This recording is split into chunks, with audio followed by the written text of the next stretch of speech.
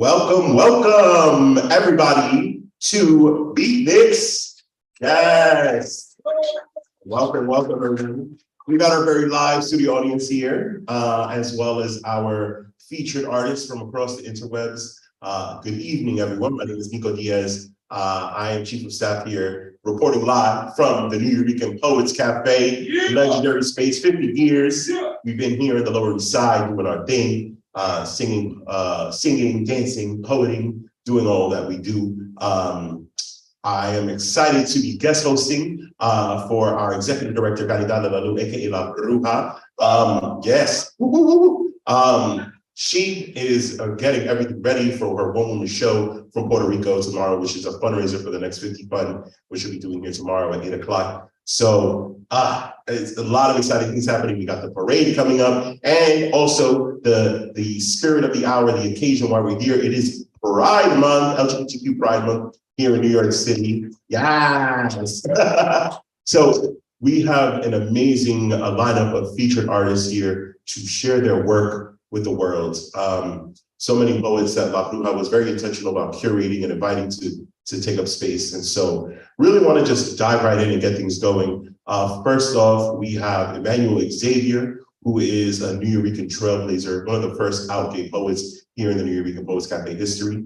Then we'll have Princex Aimis, reporting live from Sao Paulo, an amazing trans performer coming up to pull up here. And then finally, we got Devin Koz, who's going to be doing some amazing spoken word poetry, an awesome champion here at the Poetry Slam. So we're going to get in. And then at the end, after all of our performances go, we are going to jump into our raffle from the Puerto Rican Day Parade, free t-shirt and join us on the float. So a lot of amazing things happening, but let's dive right in. So we're going to be starting things off with our first poet, Emanuel Xavier. So I'm going to jump into his bio, and then we're going to jump into a little bit of a Q&A talking about his history, and then we're going to jump into his performance. So Emanuel Xavier, man of the hour. Influenced by the homophobic hip hop of the time in the early 90s, there were few openly gay poets in the spoken word scene. Enter a former homeless hustler from the Paris is Burning Ball house community, Emanuel Xavier helped open doors for queer poets of color to take center stage and speak their truths. Without so much as passion and perseverance, he became an LGBTQ plus icon, as proclaimed by the Equality Forum. Long before diversity, equity, and inclusiveness were buzzwords, he gave voice to his unique experiences and tackled politics, sexuality, and religion with poetry books like Dear Queen, Americano, If Jesus Were Gay, Nefarious, and Radiance. Following up on his Kirkus Best Indie Poetry Collections of 2021 book, Selected Poems by Emanuel Xavier, he will return to his exploration of Latinx and LGBTQ plus culture, community, and identity with Lovely Child by Rebel Salvatore Press this fall 2023. So everybody give a warm welcome to Emanuel Xavier. Woo! Hello, hello, Emanuel. Hello, hello, hello. We're so happy, by we, I mean me, to welcome you to BEATNIX tonight. Thank you for having me. When we were getting ready, La Bruja, when we first started working together, the first book she gave me was yours, Pure Queen. And so I read it a lot, and I just love the spiciness and how real it was. And so I'm so excited as from one queer poet to another to be with you today. Thank you so much. I'm happy to be here. Thank you. Looking forward to this. Yes, yes, yes. Thank you for bearing with me as I got the flyers together. So I have a couple of questions, just real quick, before we get into your performance, because it's not every day that we have a space for queer poets to like interface and talk about the reality of what it's like growing in this community as an artist. And so could you tell us a little bit about your beginnings in your poetry career here at the Nuyorican? Well, I was working at a Different Light bookstore, which is a queer bookstore in New York, which was a queer bookstore in New York City. And I got very interested in poetry. I was reading books by like Asado Saint and Sapphire, and I stumbled into the Nuyorican Poets Cafe with Carlo Baldi, who was a poet, and we came to see La Bruja. And of course, La Bruja was out sick. Oh, wow. So they held it. She loves this story. They held the slam in spite of her, and Carlo entered me behind my back. So I ended up competing because it was a Wednesday night. It was a slam, and I didn't think I was ready, but apparently I was because I won. Hey. And then Keith Roach invited me to the Friday Night Slam, which is the big event, and I won that, and it just kind of steamrolled from there. So in a lot of ways, I owe my career to La Bruja. Hey, don't we all? Yeah, La Bruja came to my high school when I was a sophomore, and then that's where I got put onto spoken word. And then many years later, I was performing, and then started getting to the online open mic scene during the pandemic, and that's how I got into it with the Nuyorican. So that's awesome. So yeah, it sounds like you kind of like were just like a early shower when it came to the poetry stuff, but obviously navigating it as an out gay poet must have been challenging. So could you talk to us a little bit about that experience? Sure. You know what? The audience at the Nuyorican Poets Cafe was always very welcoming. I mean, there were few that, were very resistant because spoken word emerged from the whole hip hop era, which at the time, there wasn't anyone like Lil Nas X. It was very, it was still homophobic. So there were very few of us. There was like Reggie Kabiko, Cheryl Boyce Taylor, Pamela Sneed that were coming to the Nuyorican and reading our openly queer poems, there were a lot of other poets that came before us who, were closeted or on the DL, quiet about their sexuality until, so it took some of us to really sort of break down those barriers, break down those walls, and, encourage and inspire others to be open about, their sexuality, their experiences, because it's a reflection of our histories.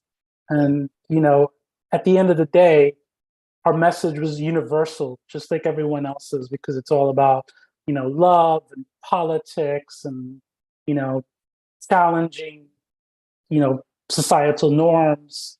So. Yeah, no, that's super relatable. And as a queer poet who's here now in the space, like really appreciate you breaking down those barriers because you walked, we could fly. And so I appreciate that so much. And you are here with us. And I guess before we jump into your poetry, like any advice for us emerging queer artists as you navigated your career and are an LGBTQ icon? Absolutely. It's great if you can get a formal education in literature. It's great if you can get an MFA. But the most important thing is, having the talent and believing in yourself and believing in your talent, and just, maybe doing workshops, doing as much reading as possible, and just sharing your truth, because who's to say who really is a poet and who isn't? I mean, I was a former hustler from out on the streets, and, I came into this world and, I was able to do everything that I was able to do by ignoring the critics and ignoring the people that were naysayers and were like, you have to be this, or you have to be that, or you have to write a certain way, because you don't. Poetry, art is for everyone. It's not just for the elite. Well, yeah, thank you for that, Emanuel. I mean, like, the poet, what did they say? The founders say, like, you take people from the street to the stage and they become stars. So appreciate you, one of our stars here at the Nuyorican. And Emanuel, I'm going to take a seat and it's all yours. Take it away. Thank you.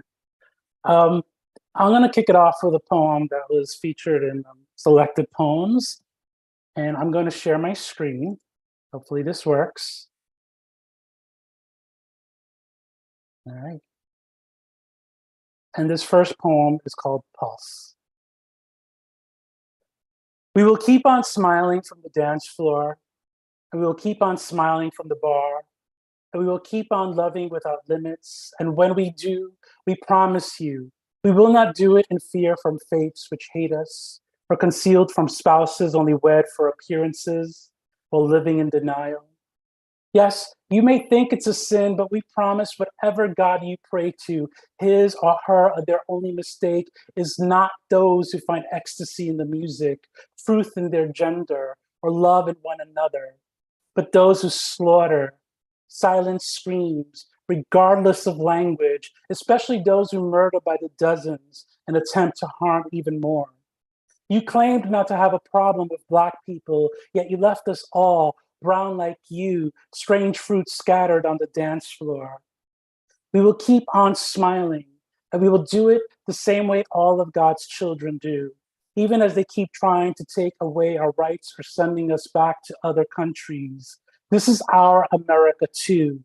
We promise we know hatred, white supremacy, and bombings too. Yet we will never forget love is love is love. A family can come together to heal. A beautiful smile can emerge from a photograph for years to come. Your bullets will never erase our memories. We will keep on smiling. We will keep on loving in spite of you.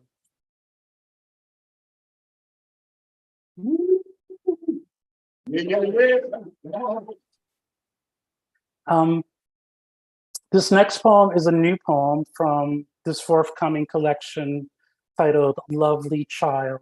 And it's featured on tribes.org. Yes, new shit. Virgen de las Mercedes. I used to hate the way men catcalled my mother every time we would pass one of them on the way to Knickerbocker Avenue. They'd follow us with, mira mami, que culo más rico tú tienes. They didn't care that I walked beside her as a child. I could spot them a mile away waiting for us to go by.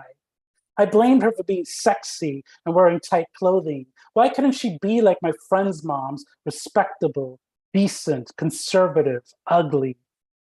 I mean, I was going through my own shit being brown at an all-white elementary school. I stood out as a sissy in a world where it was not okay to act like a girl, but it was totally fine to harass women and perv on them. The amount of abuse mommy dealt with was disgusting. It was easy to blame the mamita I hated for other reasons. Beating me, forcing me to call her abusive boyfriend papi, even though he always reminded me that he wasn't. He blamed her too and often called her a puta sucia. It wasn't until we took the train one day into the city, both of us standing on what might as well have been a stripper pole, that I noticed a man about her age staring at me the way men habitually drooled over her. He probably licked his lips and grabbed his crotch while blatantly looking at my developing jailbait ass. I was about 13 and quickly inheriting mommy's curves. I was most definitely wearing booty-hugging jeans, the ones that look like chicle just burst around your thighs. I enjoyed the attention in a way I shouldn't have, and maybe even popped my nalgas out a little. I was just going through puberty, but already knew all about sex. There was the time she picked me up from the daycare center and I flaunted the new action figure some unknown man had given me. I was above and beyond taking candy from strangers. It would be only a few years later, at 16, that I would wear biker shorts, sans underwear, and crop tops to ride the subway. Madonna ruled, and I wanted to be catcalled and sexualized. It was either maricón or que culo más rico tú tienes, depending on where I was. I would just smile, flirtatiously like a virgin, thinking I too would someday conquer the world.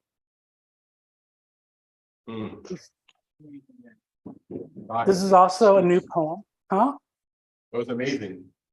Thank you. I don't know if my mom will appreciate it, but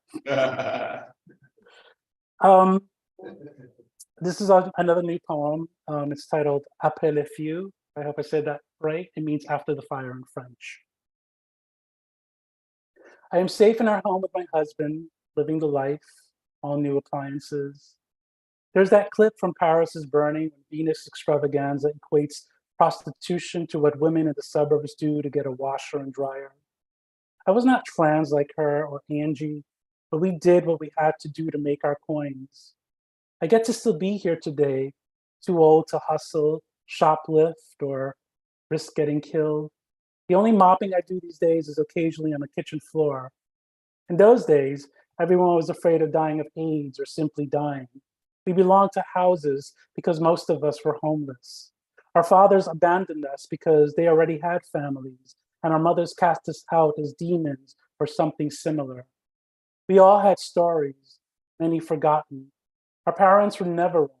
It was our fault that we came home bloodied from school or found dead in a cheap hotel room. No one felt bad for us. The family, the cops, the government, we deserved it. That's all. But now, children can choose their gender, be celebrated for coming out, live in fluidity. I survived at the expense of my sisters being sacrificed. I remember the chicken pox we fought off, the closet cases on the DL, dark alleys, married men with wives at home cooking dinner, being a dirty little secret. And now I only worry about paying Con Edison, ordering DoorDash, Amazon deliveries. We were criminals, prostitutes, destined for prisoner hell. Now I Google my dead friends to see what is said about them, make reservations to go out for ouchy dinners, plan our next vacations. I pay tribute with poems I read to high school students, inmates, nostalgic Nuyoricans. New generations get crowned and walk away with Anastasia Beverly Hills Cosmetics for being the best at what our girls were once eliminated for. If they were alive today, would they be celebrated or murdered in a world that's still violent towards queer and trans people? There are essays and articles about how we live.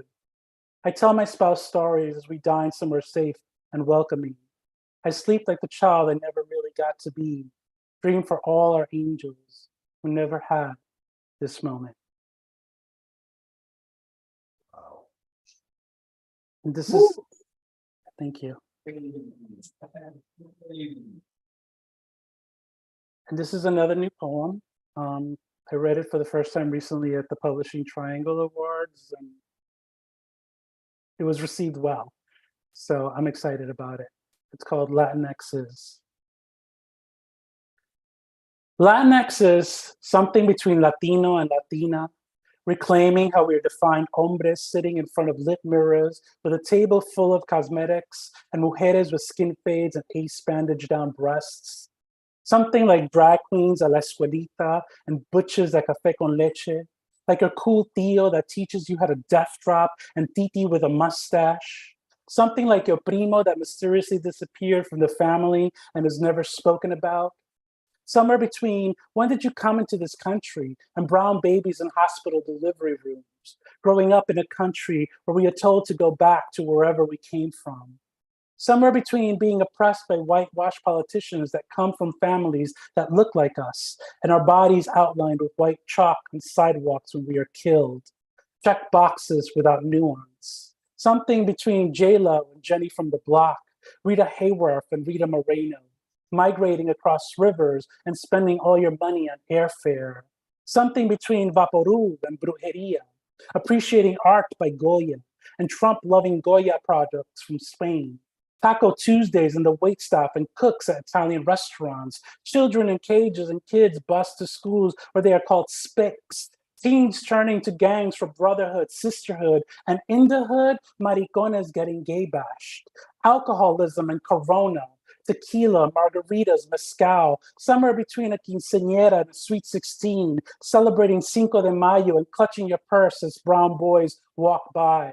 Fetishizing Latin lovers and sex trafficking girls who speak Spanish, getting displaced by gentrification, and they're taking over our neighborhoods. Somewhere between desirable and undesirable, being unwanted no matter what letter closes us out, an O, an A, an X, and E. Somewhere between Vanna White and wanna buy a vowel. Somewhere between your English is so good and speaking Spanglish. Somewhere between the right to live the American dream and being a welfare queen. Somewhere between gracias to the academy and filling up our prisons. Somewhere between el pueblo unido jamás será vencido and we're here, we're queer, get used to it. Somewhere between Dia de los Muertos and painting your face white to symbolize death. Somewhere between you have the right to remain silent and silence equals death. Somewhere between telenovelas and the new One Day at a Time. Somewhere between Richie Valens and Cardi B, gender fluid like Walter Mercado and Demi Lovato. Somewhere between Lady Bunny's favorite snacks and Bad Bunny. Something like, we were here on this land first, and X marks the damn spot. Amazing. Amazing, amazing, amazing. Emanuel, so good. And yeah, it just feels good to hear just similar experiences. It just, your poetry made me feel less alone. And so I appreciate you. That was incredible. Thanks for having me. Of course. I'll see you on Sunday at the parade. Possibly, yeah. We'll see. Okay. Well, let us know. Be there. Yeah. I guess it's been announced. Yes. Yeah. We can always check. Well, God willing, if this act of God dissipates by then, we can all celebrate. But open invitation to come to the cafe and spit your shit here whenever. Absolutely. When the new book comes out in the fall, definitely. Get something going. Yeah, we're running out. We're renovating the space, and we're going to close for 3 years to do the renovations. So please come back soon. Okay. Absolutely. Thank you. Please stick around for other performers. Absolutely. I'm looking forward to it. Yes, thank you, Emanuel. Another round of applause for Emanuel Xavier, legend, Nuyorican RPG icon. Thank you. Thank you. All right. Well, moving it along, keeping it moving. We got Princex Aimis coming up next, all the way from Sao Paulo. Hello. Hi. Hello. I'm going to read your bio, and then it's going to be all you, okay? Okay. Yeah. So, Princex Aimis is a fierce drag queen, queer advocate, writer, and clinical social worker. It is their mission to raise social consciousness on topics related to gender, sexuality, and ensure that young people have access to a curriculum that is inclusive, affirming, and empowering. Princex Aimis' literary works have and will always center and prioritize groups that are marginalized because it is their goal to change the world one word at a time. Bless us one word at a time tonight. Princex Aimis, the stage is yours. Hi, everyone. Thank you so much for that great introduction. Just a reminder, my name is Princex Aimis and my pronouns are they, them. Today, I'll be reading 3 poems from my new book, Princess in Distress. You can just Google my name, everything will pop up, and also feel free to follow me on Instagram if you would like. And I'm going to start with my first poem, which is titled, Lift Every Voice and Scream. Lift every voice and scream. All hail. It seems as though I've been too silent. My own people do not seem to hear me. My voice gets lost in their harmony ever since I broke the 5th commandment. My existence is now a form of betrayal, dishonor. I have disobeyed my parents' teachings, ruined their reputation, said who I was out loud, and now am at risk for eternal damnation. My days have become short, numbered. Before you I stand 6 feet tall, but my people wants me buried under. My cries produced by thunder, he whipped me. But a white man was not the cracker. His skin was not alabaster. A community of people that look just like me is the cause of my disaster. They tried to keep me in a box, told me to listen to master. I don't fit. I extend my arms past earth, but my hand does not reach heaven. You assure me that the Bible says I'll rot in hell. This glorious land of liberty wants me in jail. I've spent my life behind a sail, trapped. Is this how my ancestors felt? Land of the free, yet I am still the slave. I am treated inhumane. Home of the, you better not be brave or else you will be detained. Your mighty powers tamed. Locked behind bars and put into a cage. I am the bird in an African country. Call me love. It is a word I sing with a fearful trill. But my tomb does not reach the distant hill because my people have denied my freedom. As their rejoicing rised, my body rolled in the sea. They knew I couldn't walk on water, and to me, death seemed much better than living in misery. Drowning, I am left to ask, what did we learn from the past? Because I see no hope in the present, and we will not make it to the future if we continue to contribute to our own people's oppression. No joy, no gladness. Our hearts remain divided.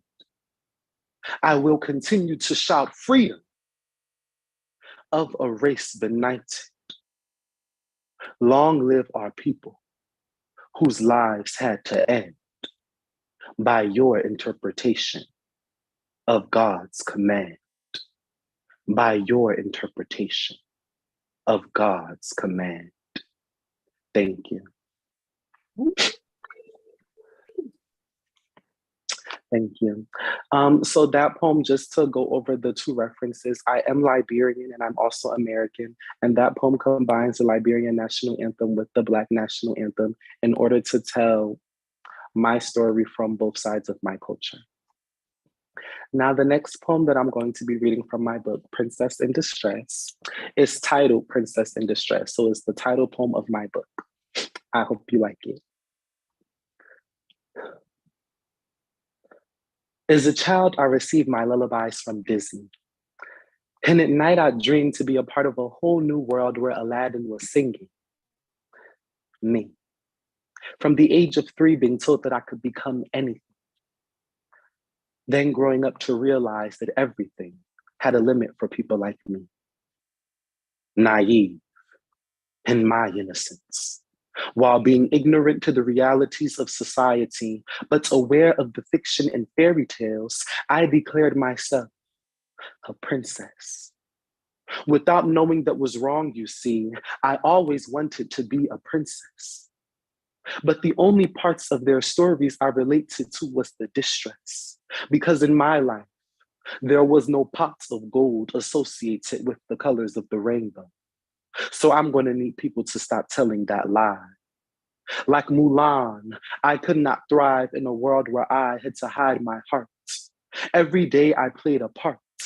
My reflection couldn't show who I was on the inside because the outside world would disown me. Be a man, they sang these words to control me. You were born in the hands of your father to make you strong, they said. But at that age, I saw Princess Barbie as the place my hands belonged. I liked pink. My family thinks, where did we go wrong? This boy's a fairy, we must beat him till it's gone. They raised their hands. And in that moment, my beautiful brown skin now looks like dirt. And they can't stand the trash nor come to terms. So I learned to hide.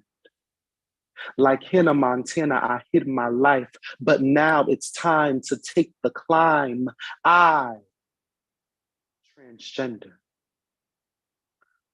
call me Cinderella. I moved down the hierarchy. I am now poor, without a father, and too Black to receive one in a magical form.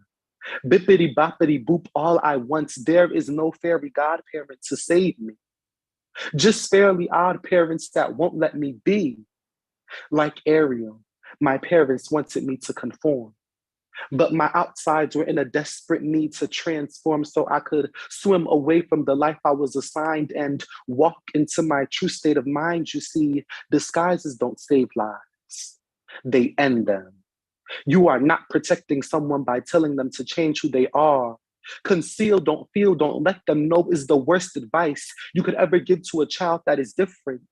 Like Anna, my heart had frozen over like polar ice caps. Like Elsa, I slid into a kingdom of isolation and transformed myself from a princess to a queen, because at this point it had seemed like I was the only person that could ever love me. So I love myself first, before anyone else.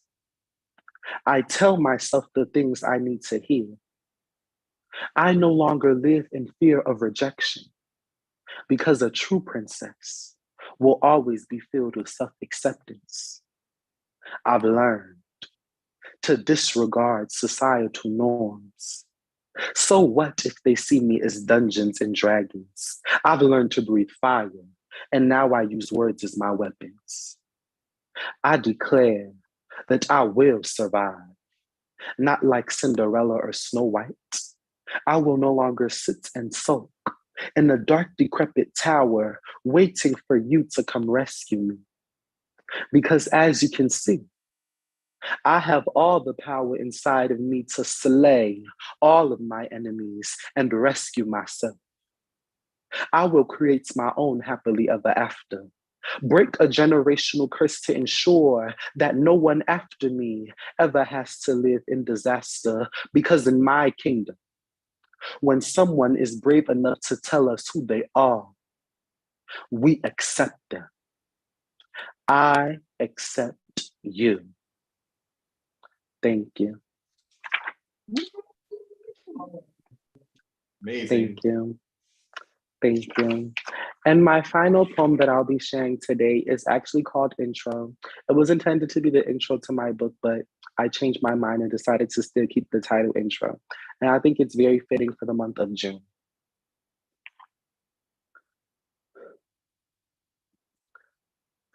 I cried every day in June. It's hard to feel pride when I am not immune to hate. I am reminded every day how I'm deprived of love. As my tears dry from my eyes to my ears, my peers become traffic lights. They encourage me to wait. I lie still, wide awake, wallowing in my sorrow. My ears congested with grief, I can no longer hear their wishful thinking about things that could happen tomorrow. I don't want to wait for my life to be over to realize that I was right. I know that I live in a world that views me as wrong. So please, turn green. No more unsolicited advice. They will never realize how hard I've tried, the mountains I've had to climb. They will never understand the reasons why my dreams have died, why I don't have faith. It's due to the reality of my life.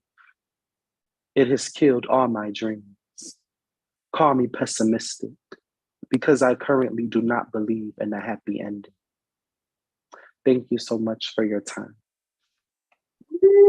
Princex. Amazing, amazing work as always. I forgot to mention Princex won the Wednesday Night Slam a few months ago, and then participated in the Friday Night Slam. So we got to have you back when you're not globetrotting, okay? Of course, I would love to come back. Yes, we love you, Princex. Thank you so much for blessing us with your talent and with your words. We really appreciate you.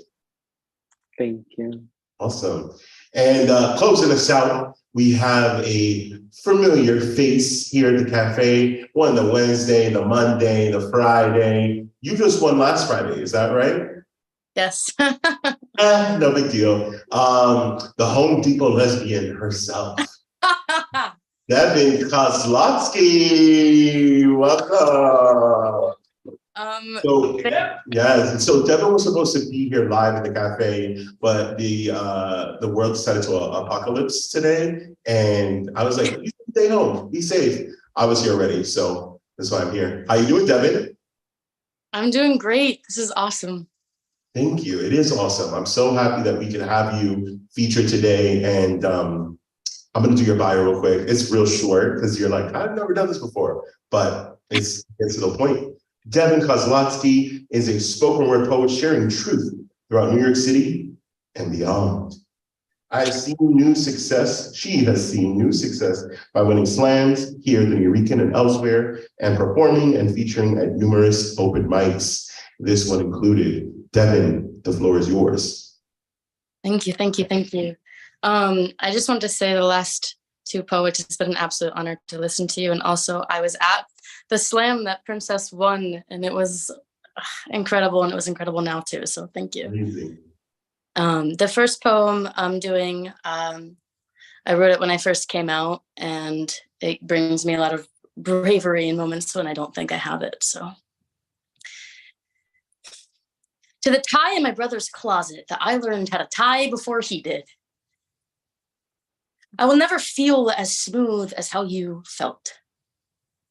I will never fall in love the way I fell for the adrenaline of holding you.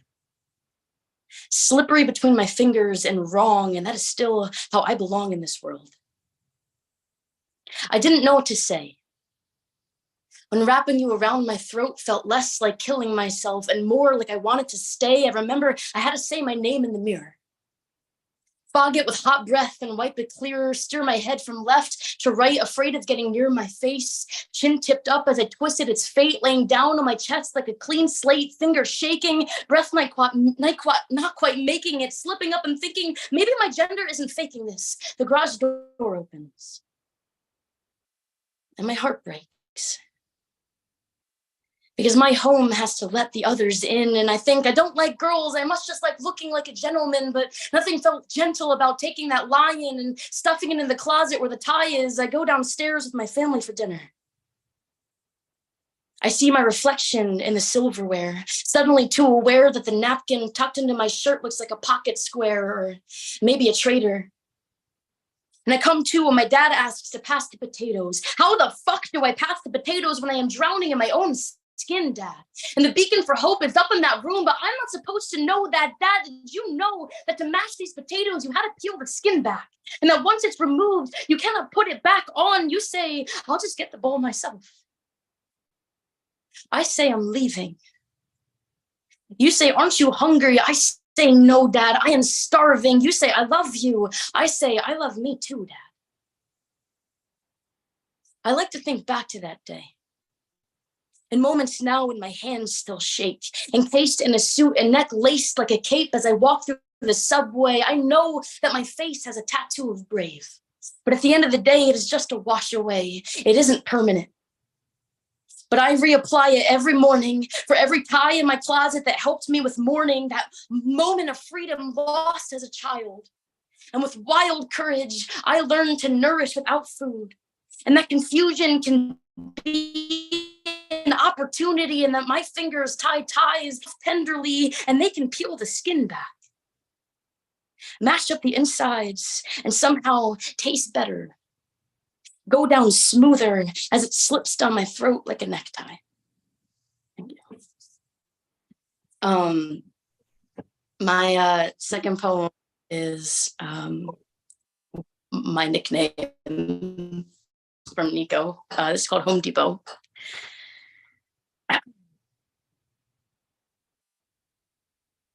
I am a carabiner and Dickies type of lesbian. And every finger dipped in rings, but I would never hit anything because I am terrified of conflict type of lesbian. In my head, I am James Bond without the accent. I've got gadgets in all of my pockets. I have so many pockets type of lesbian. But for the love of God, please stop telling me I look like Ellen DeGeneres because I have short hair. I am not that type of lesbian. Also, no, I don't. And I'm not your token name to drop when your ally quota pops up every June, so don't assume I've got tiny ally flags looming in my chest for me to rip out and gift you every time you use a gender-neutral bathroom, because you have to. Like, you still don't get confused and do the little double take when you have to wash your hands in the sink next to me. I am quietly reading Dickinson under a tree to avoid perception type of lesbian. I got tiny round glasses and homemade bookmarks. I just got laminated type of lesbian. Genuflect to other queers in the hallway, but never say another thing to a person at a bar type of lesbian, because then, well, then you have to face reality. That people will attempt to learn pronouns and names, but fall short when it's time to share stories. Like how your Nike rainbow swoosh on your sneakers reminds me that you'll follow the rainbow to gold. But if I told you I was broke and living on the street because my parents didn't accept me and money never came easy and the church abandoned me, so while you're praying for me, I'm afraid it's just wasted breathing, what I'm saying is that the pot of gold was empty. I don't think you'd really want to know me. I mean, why else do you keep selling embarrassing pride merchandise at Target every year just to monetize off me and my queer experience? I am an uncooked egg type of lesbian. Inside mush with potential to feed millions. As long as my androgynous shell doesn't get cracked and discarded in the bin, I am a person before they ever touch me because of trauma type of lesbian. I never believe my body is a thing you need because dysmorphia keeps shopping for the right body part, but the cart is always empty, and so I am starving type of lesbian. Just this week had alarm bells ringing for the man that lived below me as he threatened to kill me for looking like the very threat inside of me that pressured teenage me into dying slowly. I closed my eyes and almost thanked him for doing it quickly. For every family event I was forced to attend, threaded and laced in tulle skirts, chafing thighs as it rubbed off all of my thick skin. For every victim I became when shielding friends from male gazes, every black eye turned blue from bruising, parental contributions of confusion, and the need to move mountains for your children, so long as God's will keeps them from falling from them. And my mother always cared more about her own sacrifices than whether or not I was falling from them. I am a justification for why I keep falling for them, type of lesbian. I never believe my heart can beat for yours without tearing it apart, carry darkness like a birth chart type of lesbian. Or run hands across cheeks until they meet bone, echo for home as if E.T. traveled light years just to hone a lesbian. I am every cheesy pickup line stolen from sapphic fan fiction, desperate for attention because my closet built a bench in it, and this body got a little too used to resting in it, and so now it is my deepest investment to rebuild homes that are wallless, to bend the beams of their foundations into crests and press them into my chest with a lawlessness vested in the power that is me. And I will build mountains tall enough for all of us to see, and I will do it with my own two hands because I am a Home Depot type of lesbian. Thank you. And then this last one is just for the heart for Pride Month.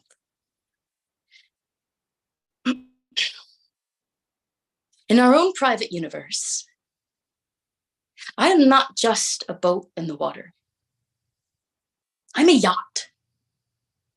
Comfort, luxury, really tall, a false sense of safety in the sliver of a memory, and there are no love me's or love me nots. Because here the flower petals never rot or wilt away, and so child's play doesn't get to dictate what is allowed to bloom in our private room. I breathe like the air doesn't always have rocks in it. No sporadic boundaries, just air. And I'm sorry if maybe I got a little too lost in it. It's just scars we're moving over, for toxins to move over, for fingers to be laced with nothing but other fingers. And holding your face still feels like those first embers we ever smoked together. Eyes terrified to make contact, but I tried, and I stared at each one back to back to back. In our private universe, contact wasn't sport, but it is playful. Like how your hips are still labeled into the mattress because memory foam disabled any hope I had at forgetting this. You left an impression in wet sand, and then left with any of the water that would have washed it away, because moons and waves tend to phase in your direction, especially when you are not looking at them. That is really fucking special. And so I will stay glued to my seat in my little vessel, now in a dry sea, and I can see why people fear the ocean floor. Because it is dark down there and cold, and it is so far from surfaces. I know because I have been there before so many times. That's how I also know it's where all those little fishes, microscopic and different, get to go and live without the fear of perception, and I find so much comfort in it. So I need you to find comfort in knowing that if your rough waters knocked me overboard and I found myself sinking in it, I can still build my own home at the bottom of it. Or if surfaces are the things that are scary, like maybe we won't have enough air to breathe or time to survive off of pockets of cave bubbles and random shots of jet stream, or maybe a tsunami is threatening the landscape while you feel every piece of your ancient wisdom bubbling around me in waves colored in the deepest purple I have not been able to stop seeing since I was able to kiss you. I need you to know that I know how to swim on my own. So you can never be the thing that suffocates me. But I would never ask you to be anything other than ready. would understand if someone else's boat was a little bit more steady. Or if all you'll ever be for me is a pair of similar walked-in shoes to stand next to you as we wade in tide pools, just know I would never ask you to lay your head on my shoulder with the expectation that it is ever something you would ever have to lose. There are no wrong moves with me, just safety.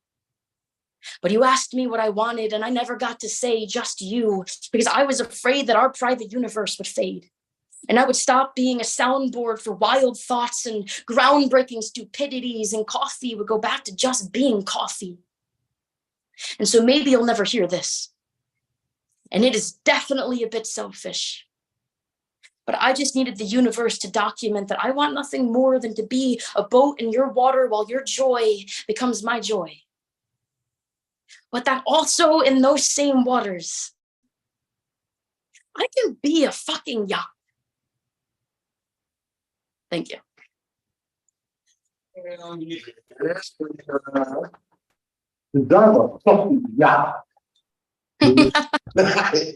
Yo, Devin, always such a talent. No balloon girl today.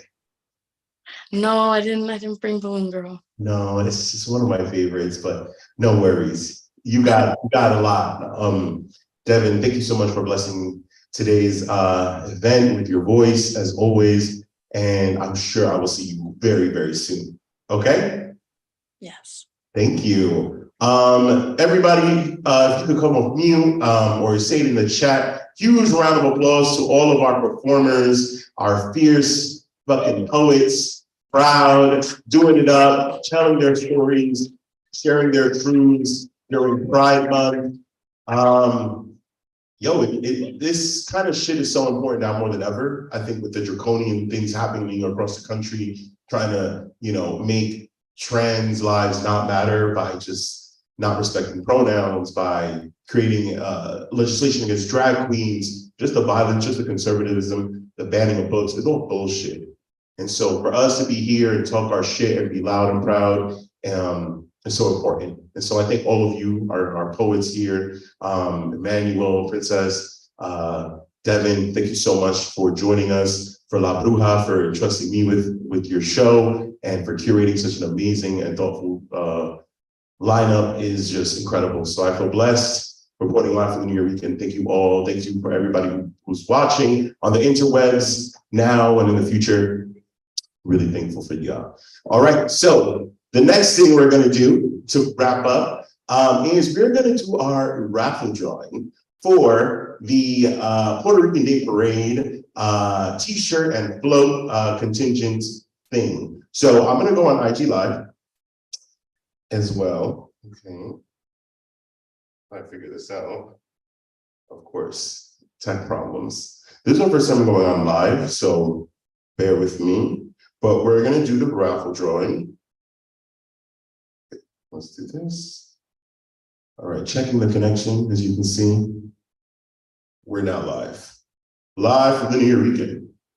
Okay, how do I switch it? What's good, everybody? All right, so I'm going to let people come in as we're on IG Live, and we're going to do the raffle drawing behind me. All right. I see Desert Girl. Okay, what's good, everybody? Hi, Nicco Diaz reporting live. We just wrapped BEATNIX, and we're about to do our raffle. If you can see the wheel, there we go. I'm gonna angle it this way, because we're gonna do our live raffle drawing for the Puerto Rican Day Parade. Very exciting. Oh, and while we get that, while people come in, we got 37.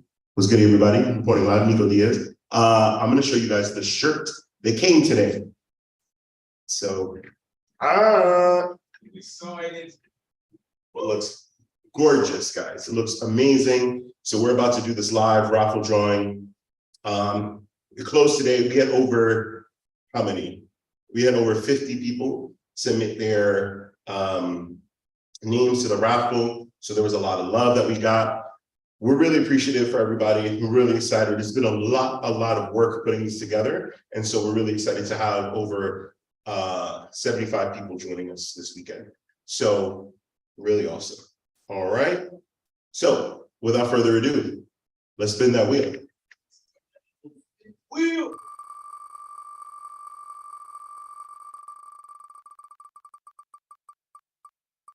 Who won it? All right,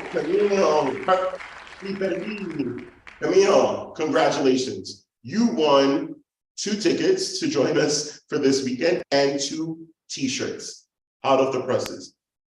Thank y'all for participating, everybody who participated. Again, we had over 50 people put their names in. Shout out to y'all, and congratulations to Camille.